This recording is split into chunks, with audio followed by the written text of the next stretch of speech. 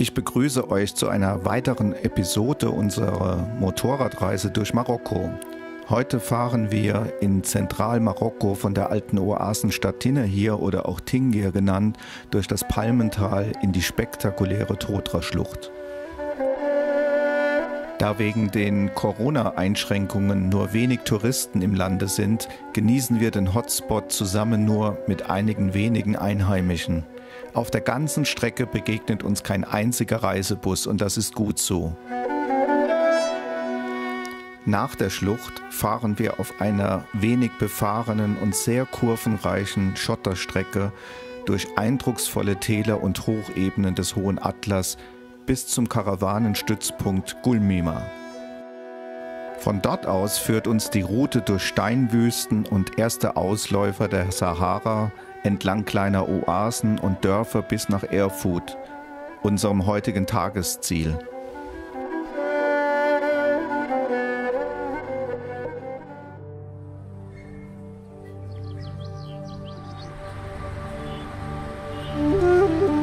Nach einem ausgiebigen Hotelfrühstück erneuert unser Guide die Gabeldichtung einer Maschine. Ein Waschlappen muss als Provisorium hierzu ausreichen.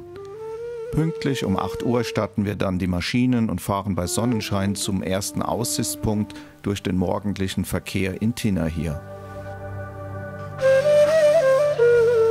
In Tinahir leben ca. 45.000 Berber aus verschiedenen Berberstämmen. Das sehr lebendige Stadtzentrum wird durch die größtenteils gut erhaltene und noch bewohnte Kasbah geprägt. Eigentlich sind die Attraktionen in Tinahir 2 große Palmenoasen, die den Reiz ausmachen und zu Erkundungsgängen auffordern, zu denen wir leider keine Zeit haben.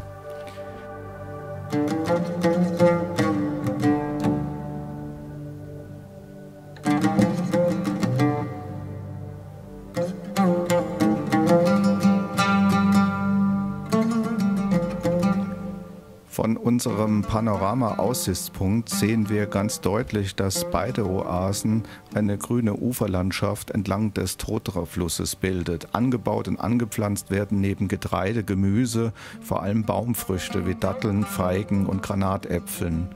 Die Bäume spenden überdies für die Oasenwirtschaft den notwendigen Schatten.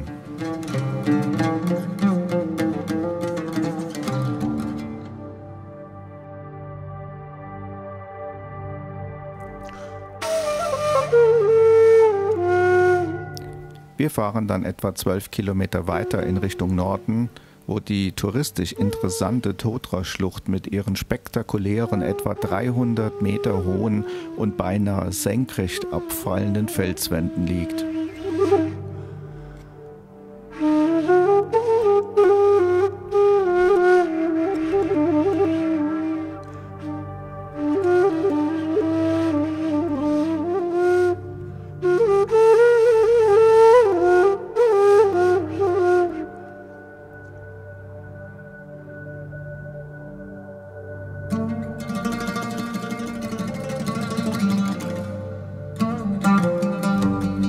Unsere Fahrt durch den schmalen Canyon ist ein wahres Erlebnis. Die hohen Felswände ragen links und rechts vom Totra-Fluss empor und mit ihren teils bis zu 400 Meter hohen Wänden. Die Totra-Schlucht reiht sich bei mir in die Liste der spektakulärsten Canyons der Welt ein.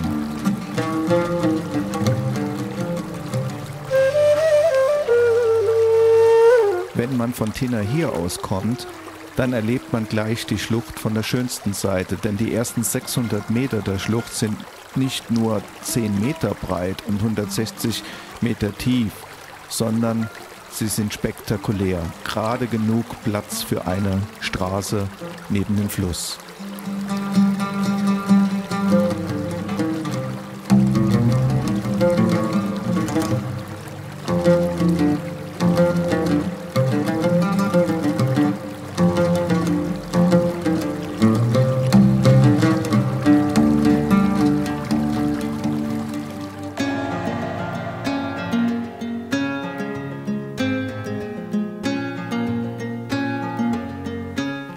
Der bis zu 30 Meter breite Canyon wurde in Jahrmillionen aus dem Fels gewaschen.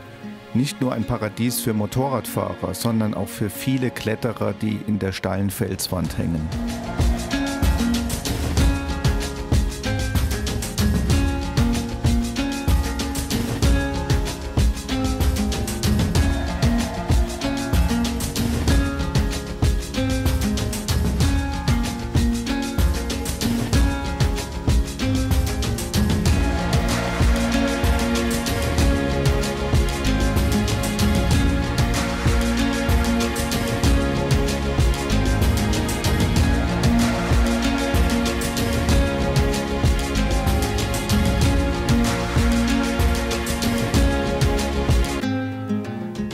Wir fahren weiter bis zu Auberge le Festival, um einen ersten Zwischenstopp mit dem Blick auf die Felskulisse der Schlucht bei einem Kaltgetränk oder auch bei einer Tasse Tee zu genießen.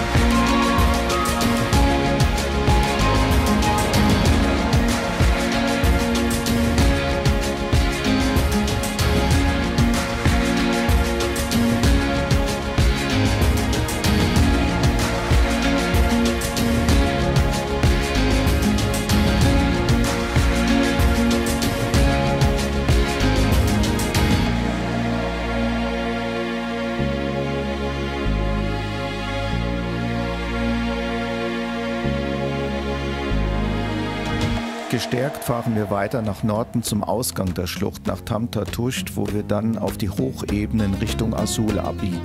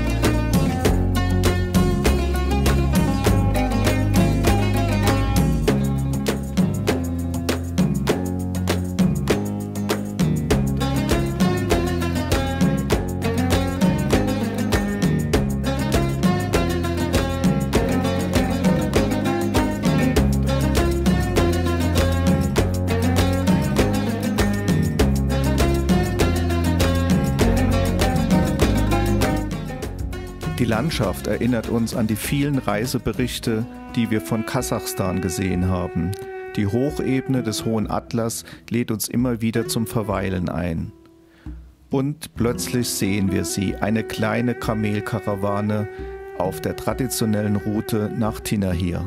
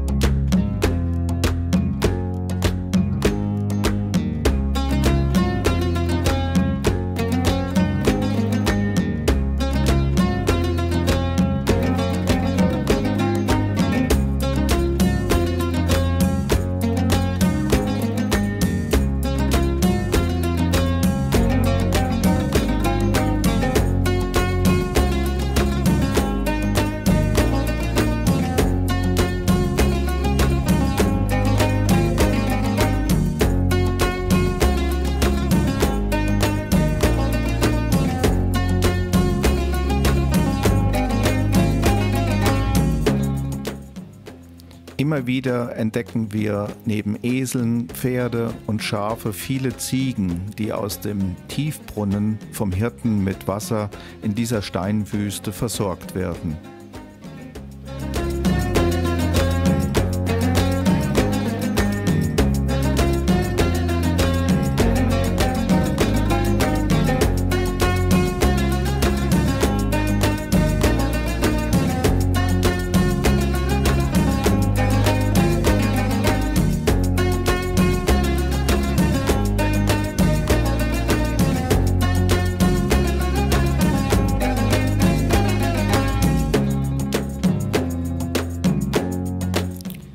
Auch wir müssen ab und zu unsere Wasservorräte auffüllen. Wir fahren schließlich ständig zwischen 1500 und 2000 Meter Höhe bei sehr geringer Luftfeuchtigkeit und viel Staub.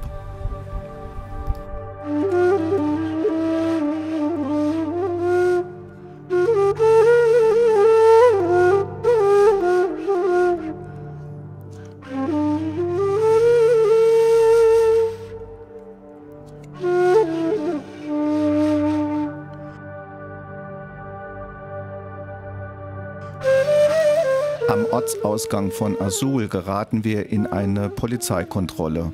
Nur Touristen dürfen sich während Corona frei bewegen und das wird auch regelmäßig in Marokko kontrolliert. Unser Tourguide zeigt den Polizisten die Teilnehmerliste mit den Personaldaten, plaudert auf Arabisch und Französisch über das Wetter und schon können wir weiterfahren. Wir genießen es, dass wir von unserem Tourguide und von unserem Mechaniker begleitet werden. Das hat uns schon viel Organisation, Zeit und Nerven erspart.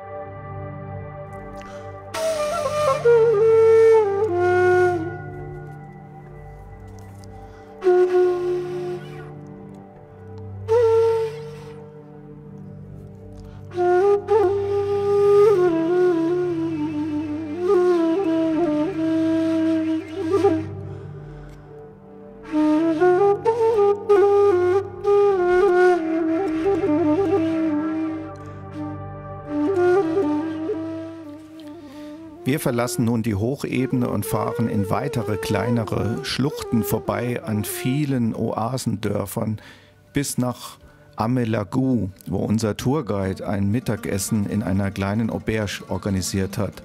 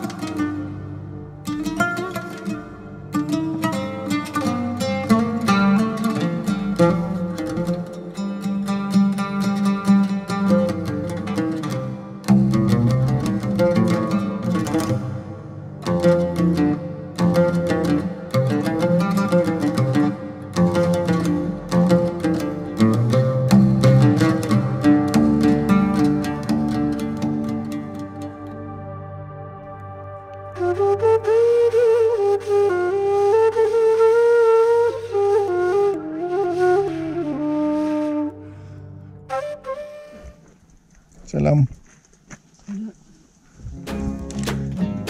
Die Auberge Chez Moha ist etwas abseits gelegen und nur durch Hinweise der Einheimische haben wir die kleine Unterkunft endlich gefunden.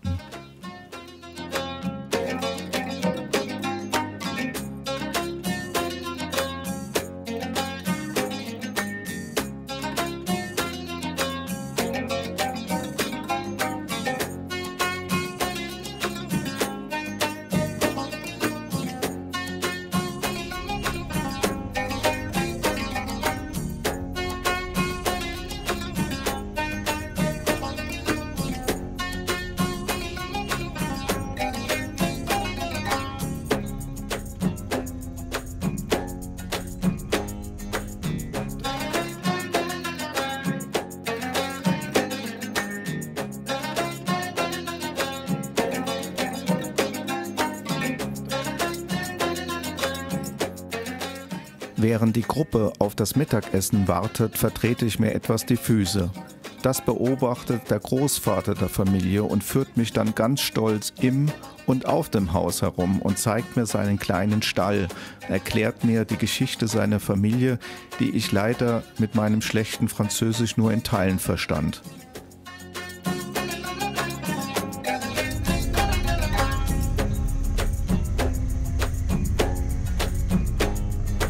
Gestärkt mit leckerem Salat und Fleischspieße schwingen wir uns wieder auf die Motorräder, um weiter Richtung Süden nach Gulmima zu fahren. Die Strecke bleibt landschaftlich weiter interessant und fahrerisch auch ein Leckerbissen.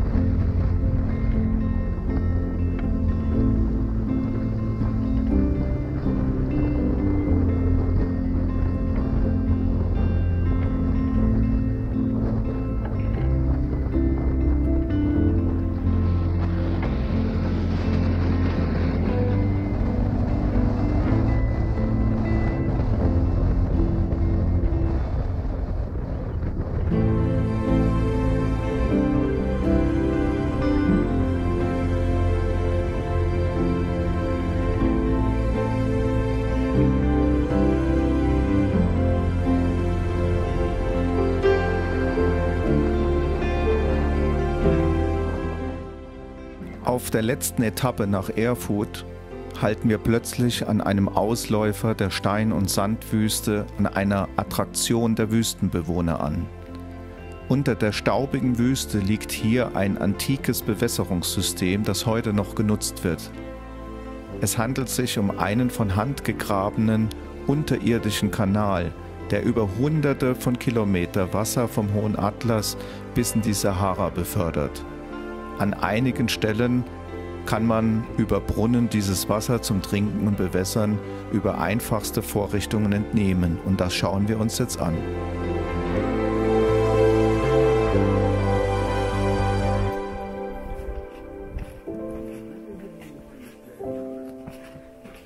Ja, weißt du, Mann, das ist doch nicht.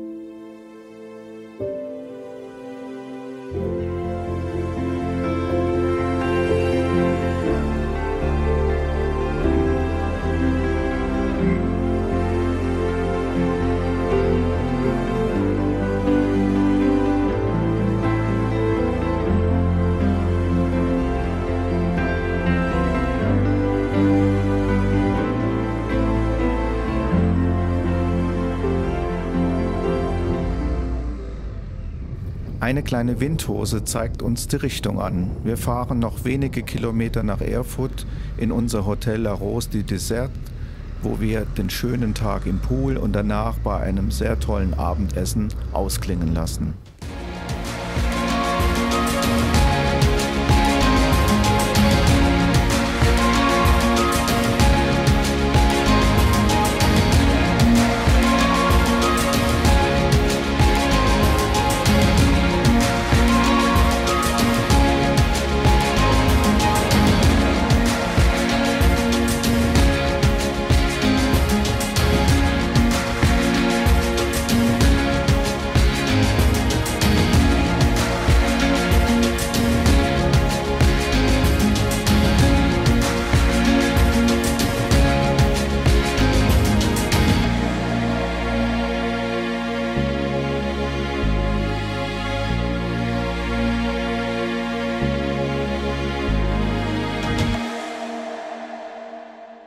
Daumen nach oben, wenn euch die Episode durch die Todra-Schlucht gefallen hat. Ich freue mich über jedes Feedback und wünsche euch eine schöne Zeit.